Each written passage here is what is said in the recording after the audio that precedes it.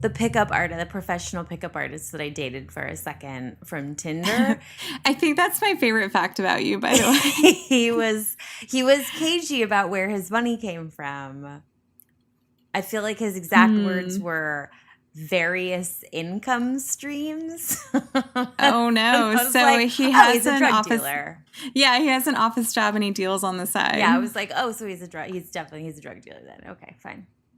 For sure. But really, it's that he wrote a book. Really? Mm-hmm. Wait. About what? Being a pickup artist. Oh, okay. Yeah. So he's like a dyed-in-the-wool pickup Oh, artist. yeah. I mean, yeah, he travels all around the world giving talks. Like, he's part of an organization that leads conferences. About how to rape women, or yeah, how to get it wet. Oh my God. I know, how to crush the puss. And you just gave it to him. Well, I didn't know that he was a pickup artist, and unbeknownst to him, he was not good on our date. But I wanted to have sex. So I was like, he's making this hard for me, but I'm going to stay the course. That's interesting because I think he really could have benefited from really listening to somebody like you about what is desirable. Yeah, he doesn't care. And I mean, what he does clearly works for him. I'm sure he's had sex with literally hundreds of women. Like, he knows what he's doing, and the stuff that he does I guess so, but it's interesting that, like, he went on a date with you at a time where you were actively trying to, like, just go to bed with someone, and he made it more, he like got in the way of it a little bit. Yeah, he was like weird and kind of difficult, and I mean, that's his angle though, you know, like it seems like pickup artists, they all have like their angle, and his is that he's like kind of prickly, which it just so happens like that's kind of my thing. Like I really like prickly dudes. I don't like them, but I have a hard time resisting them.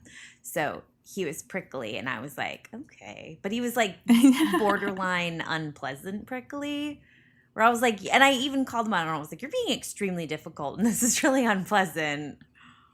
What'd he say? Wrong with you? He was like, I know, that's the point. He kind of sulked a little bit. But then I turned it around because I was like, oh, God, I'm just trying to get it wet too, bro. Come on, work with me here. Just be like, shh. Yeah. Yeah, that's what we made. That's what I basically did. It was awesome though. It was such a fun, like we only hooked up maybe like 3 or 4 times. But every time was like fun and easy, and there was like no stress, and it was fine. I mean, he was obviously a garbage human, but he was really smart and really interesting, and talking to him about his like pickup artist stuff was really interesting to me, and like how he got into it, and he was very well read, and it was really interesting from kind of an anthropological perspective, looking at him and all the other dudes in the organization who had started doing pickup artist stuff when they were like, you know, in their early 20s or something, and now they're much older, and most of the people that he started with are married and like have kids, but they're still teaching the same workshops, and they all produce. Oh my God. Imagine being married to somebody like that. I know, right? And imagine having a child with someone who does workshops on how to rape ladies. Yeah.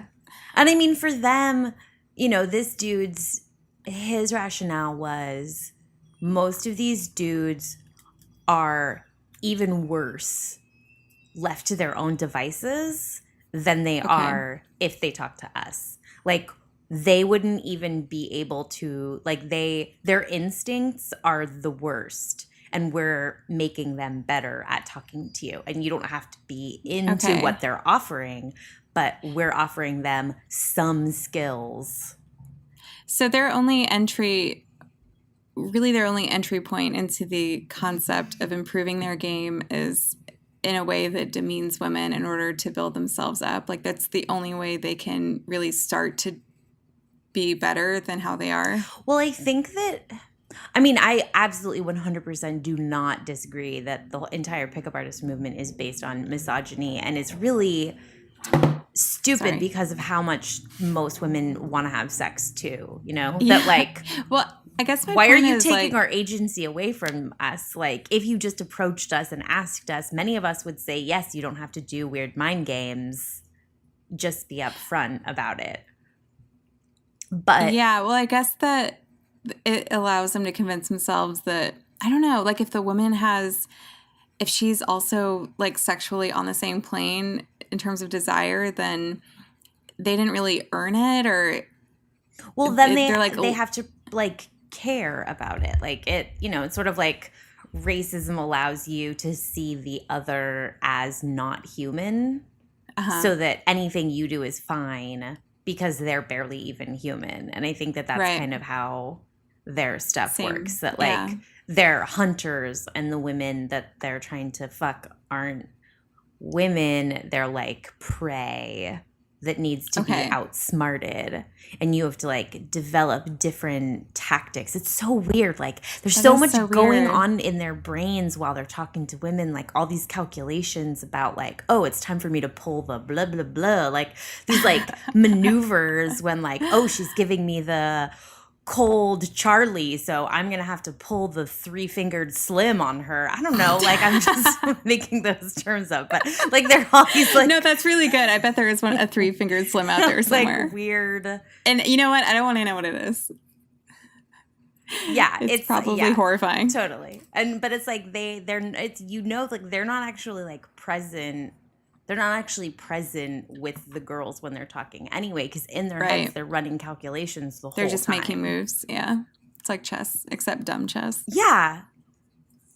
Which again, like the girls obviously want to have sex too, because you say stupid shit or make dumb jokes and the girls are like, all right, fine, I'm down to have sex. And it's like, you didn't even have to do that. You could have just been a normal person. Like you didn't, I don't know. That part of it is annoying to me. I honestly feel like in order to be successful, like what I respond to is if the guy is moderately funny, doesn't seem like a huge douche, and like is dressed well, it almost doesn't even matter what he looks like.